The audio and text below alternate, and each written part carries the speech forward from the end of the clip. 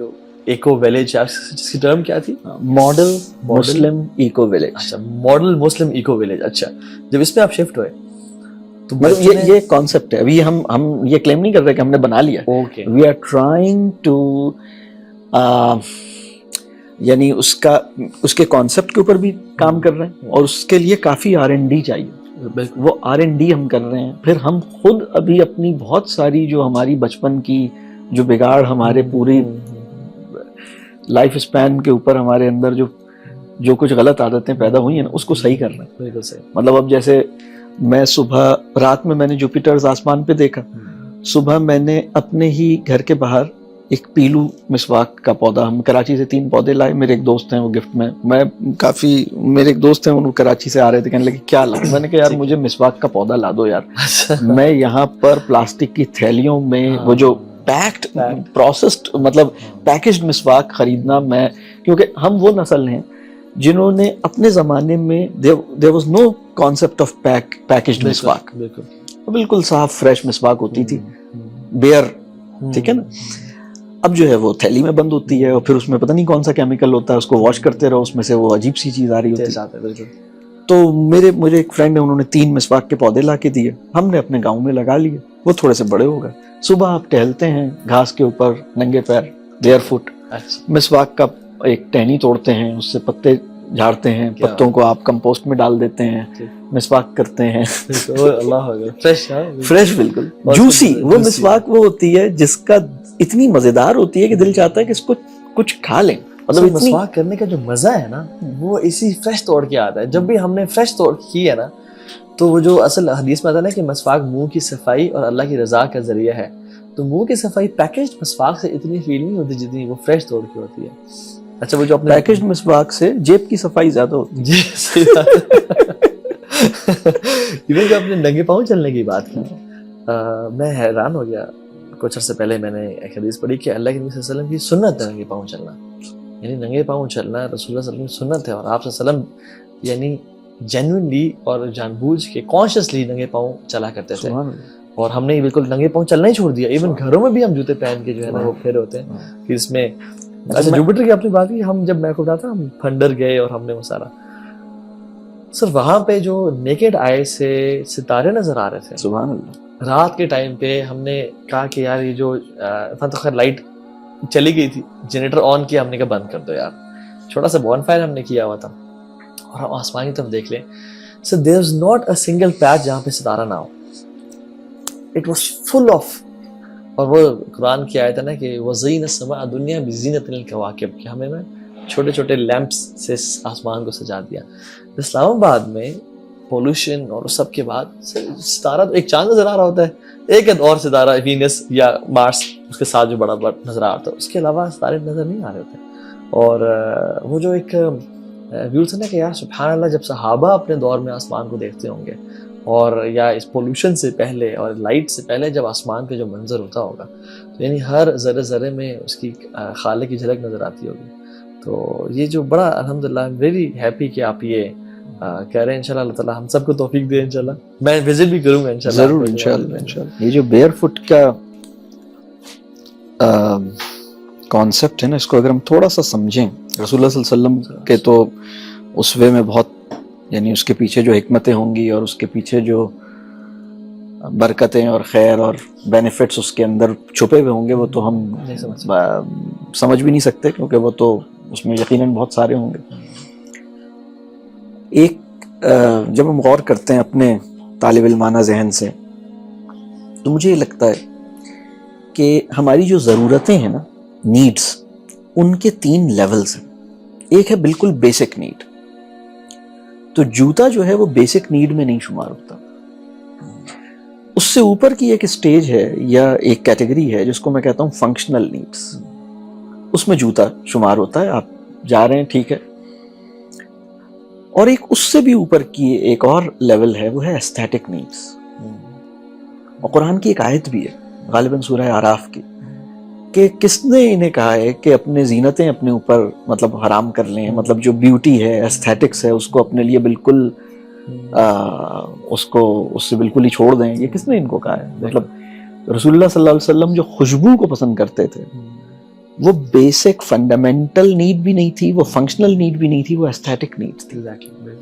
اور رسول اللہ صلی اللہ علیہ وسلم کی زندگی میں ہمیں یہ ملتا ہے کہ رسول اللہ صلی اللہ علیہ وسلم اپنی زندگی کے اندر کسی بھی نیڈ کے اوپر ڈیپینڈنٹ نہیں تھے. مطلب وہ اپنے آپ کو بالکل ان سے فری کر کے بھی ایک مطلب بغیر کسی بستر کے بھی فرش پہ نماز بھی پڑھ سکتے ہیں, بیٹھ بھی سکتے ہیں, لیٹ بھی سکتے ہیں, سو بھی سکتے ہیں, اور پھر بستر پہ اور زمین پہ پھر کبھی کوئی رگ یا کوئی چیز بچھا بھی سکتے ہیں. تو یہ دونوں کنڈیشنز میں رسول اللہ صلی اللہ علیہ وسلم واز ایکولی فائن. ہمارے ساتھ ہوا یہ ہے کہ ہم نے اپنی وانٹس کو نیڈ سمجھ کے فالو کیا ہے, بلکہ ہم اپنی ہر وانٹ کو نیڈ مطلب جسٹیفائی کر رہے ہیں کہ یہ ہماری نیڈ ہے, بلکہ ہماری رائٹ ہے, اور ہم اس پہ ڈیپینڈنٹ ہیں. اور جب وہ وڈرا ہوتی ہے تو ہم بڑے مشکل ہو جاتی ہے, ہم کہتے ہیں کہ یہ بیسک لائف گزارنا بڑا مشکل ہو جاتا ہے. آپ بالکل صحیح کہہ رہے ہیں, یعنی ڈیپینڈنسی نہیں ہونی چاہیے کہ ڈیپینڈنس نہیں کو. تو ایون یہ جو آپ ننگے پیر جوتا یا چپل چھوڑ کے آپ چلتے ہیں, تو ایک تو اس کے پیچھے کانسیپٹ ہے گراؤنڈنگ کا, اور بہت اہم کانسیپٹ ہے. ہم خاک سے بنے ہیں اور ہمیں خاک میں جانا ہے, تو اس کے درمیان کا جو وقفہ ہے اس میں خاک سے جتنی بیزاری ہوگی اتنی ہی لائف اسٹائل گڑبڑ ہے, اور خاک سے جتنی قریب ہیں اتنی, یعنی آپ اسٹرگل کرتے ہیں دعویٰ کی, خاک آلود ہوتے ہیں, سبحان اللہ. آپ کی لائف اسٹائل اتنی سمپل ہے کہ آپ مٹی سے کھیل لیتے ہیں, مٹی کے ساتھ ٹچ کرتے ہیں, آپ کی باڈی مٹی کو ٹچ کرتی ہے, آپ بغیر چپل کے گھاس پہ یا فرش پہ چل لیتے ہیں, آپ کو کوئی ایشو نہیں ہے. مٹی اگر آپ کے کپڑوں پہ یا آپ کی باڈی پہ لگ جائے تو آپ کو کوئی مسئلہ نہیں ہے. رسول اللہ صلی اللہ علیہ وسلم کی امت کو 5 امتیازات ملے, اس میں سے ایک امتیاز مٹی سے متعلق ہے نا, کہ مٹی جو تھی وہ مطلب جو کام پانی سے پاکی کے لیے لیا جا رہا ہے, اور پانی جب پاک کرتا ہے, پانی جب پیوریفائی کرتا ہے, تو ہمیں فیل ہوتا ہے کہ پانی پیوریفائی کر رہا ہے.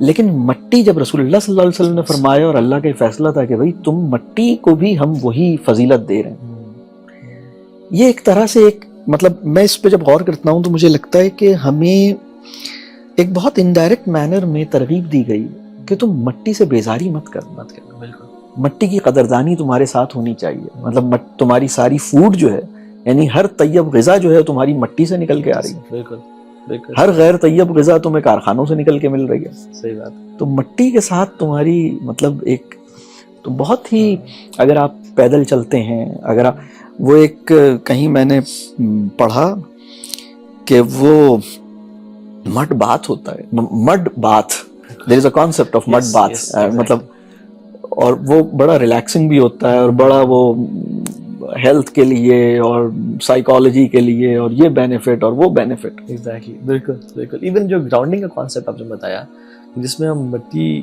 یا جتنا ہم ارتھ سے کلوز ہوتے ہیں اور زمین سے کلوز ہوتے ہیں, اتنا ہی ہمارے اندر جو گیما ریز ہیں اور جو کچھ ریز ہیں جو کہ ڈیولپ ہوتی ہیں through Wi-Fis and through signals, اور سارا اتنی زیادہ نیوٹرلائز ہوتی ہیں, اور زمین اس کو جو ہے نا وہ اپنے جذب کرتی ہے.